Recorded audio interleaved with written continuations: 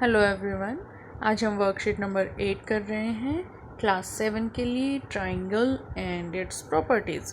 यहाँ ध्यान से देखिए, हु एम आई यहाँ पूछा गया है ट्राइंगल और इसके प्रॉपर्टीज़ में। हु एम आई यहाँ आप देखिए, क्या ये एक ट्राइंगल बन रहे हैं। यहाँ देखिए ब्रिज के अंदर यहाँ भी ट्राइंगल्स बन रहे हैं। आपकी मम्मा सैंडविच बनाती तो वहाँ भी ट्राइंगल है। अगर क्राउन है तो वहाँ भी ट्राइंगल है। अगर पिरामिड है तो वहाँ भी ट्राइंगल्स हैं। अब यहाँ यही कहता है, I am found in the roof of हट। हट की रूफ में मिलता हूँ, ब्रिज में हूँ, माँ में हूँ, माँ के सैंडविच में, इजिप्ट के पिरामिड में हूँ और किंग के क्राउन में हूँ। वो कौन सी चीज़ है जो इन सब में है? वो है triangle. Now make 3 non collinear points. Non collinear points कौन से होते हैं? वो पॉइंट्स होते हैं जो लीनियर नहीं होते हैं, यानी कि एक दूसरे के साथ ये लाइन में नहीं बने होते हैं। हमने नॉन कोलिनियर पॉइंट लिए अलग अलग जगह पर, एक लाइन में तीनों पॉइंट हमने नहीं लिए।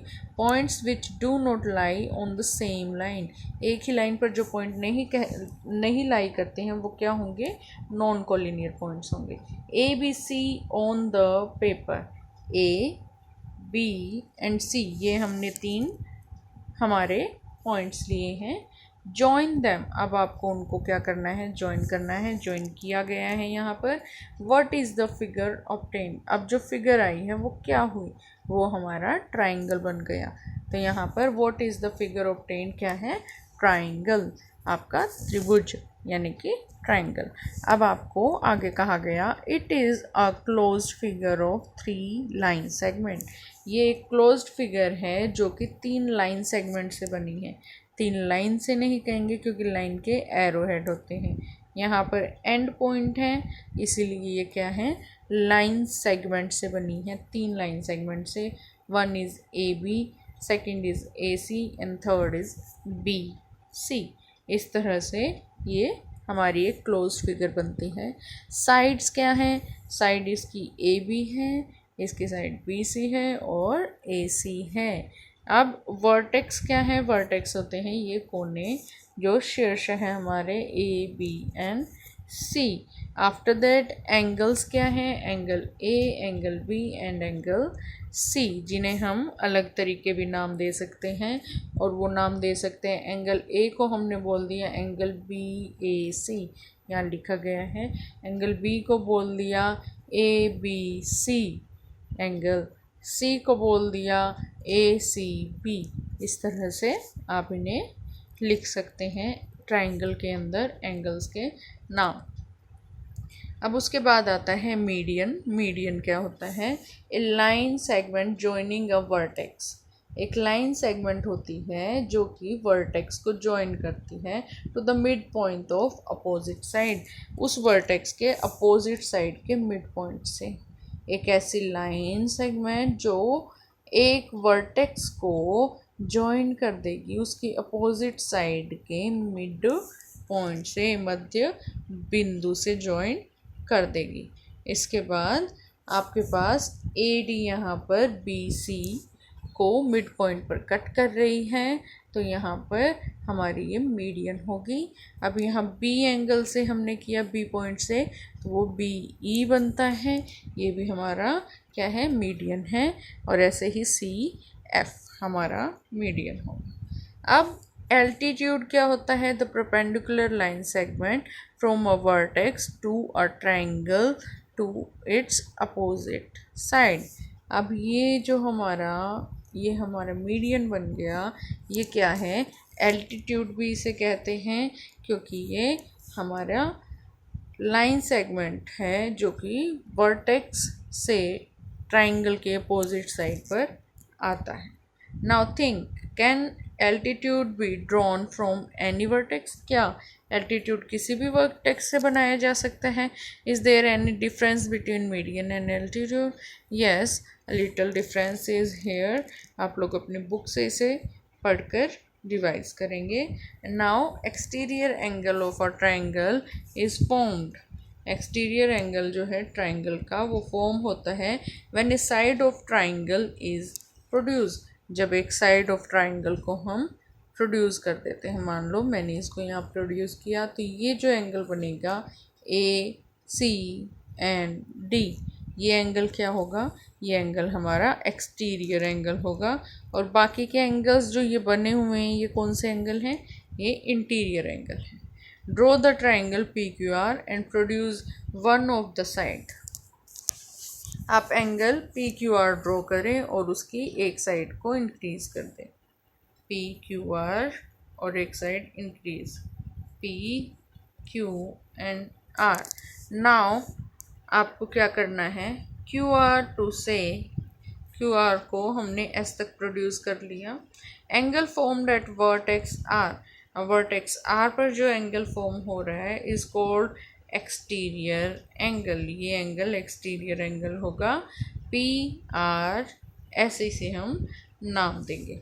ड्रॉ, अब कहता है name the adjacent angles to P R S, उसके एडजेसेंट कौन सा एंगल है, cut out angle P and Q, interior opposite angles वो होंगे, और इसके एडजेसेंट एंगल क्या होगा, angle R. You will observe that angle P R S is equal to M angle P and M angle Q.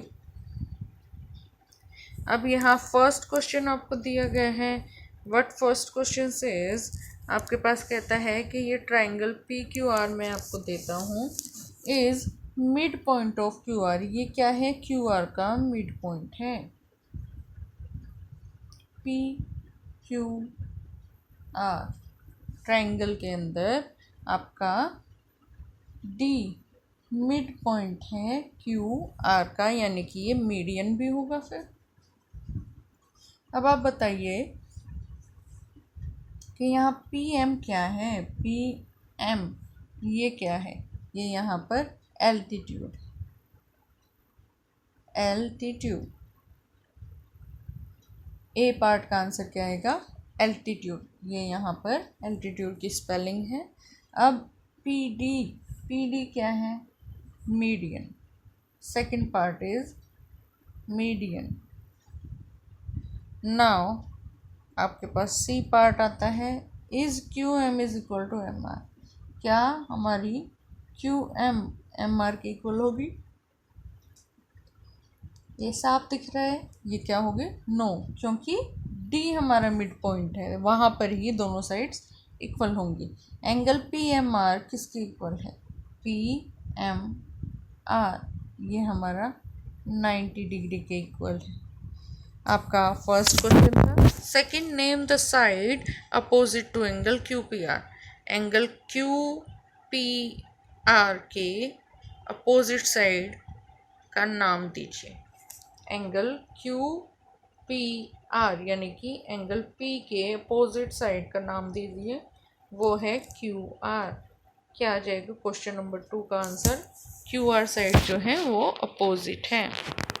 Now find the value unknown interior angles, angle Z in the following figure. इस figure के अंदर आप find out करें कि unknown interior angle Z क्या है। बहुत simple है, देखिए किस तरह से होगा।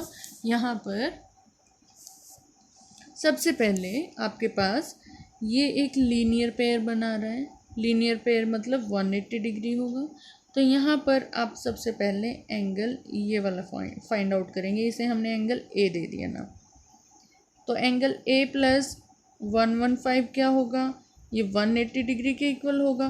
क्यों होगा, क्योंकि ये हमारा लीनियर पेयर है, लीनियर पेयर ये हमेशा 180 डिग्री का होता है।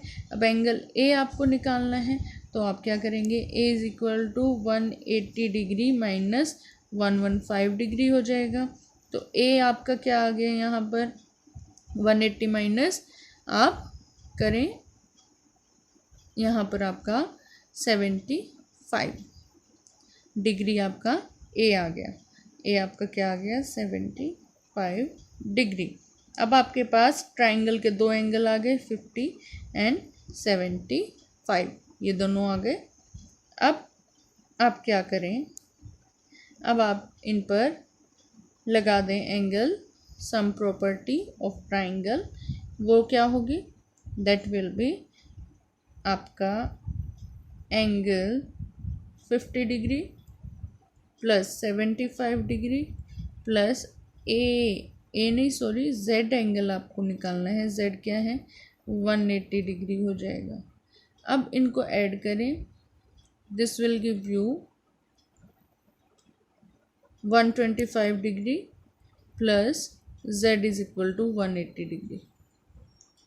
इसके बाद आप z फाइंड आउट करेंगे, z क्या होगा 180 डिग्री माइनस 125 डिग्री, और यहाँ से आप इसे सॉल्व करेंगी तो आपके पास 65 डिग्री आंसर आ जाएगा। इसका मतलब z क्या आ गया 65 डिग्री आ गया। आई होप आपको ये क्वेश्चन समझ आया है ना। फोर्थ क्वेश्चन में क्या है, find the exterior angle x। Exterior angle x निकालिए, पहले ये कैलकुलेट कर लेते हैं। 50 डिग्री प्लस 70 डिग्री प्लस आपका एंगल, इसको मान लीजिए z क्या होगा 180 डिग्री होगा। अब यहाँ पर 50 और 70 को प्लस कीजिए, ये 120 देंगे आपको, प्लस में z है इक्वल टू 180 डिग्री।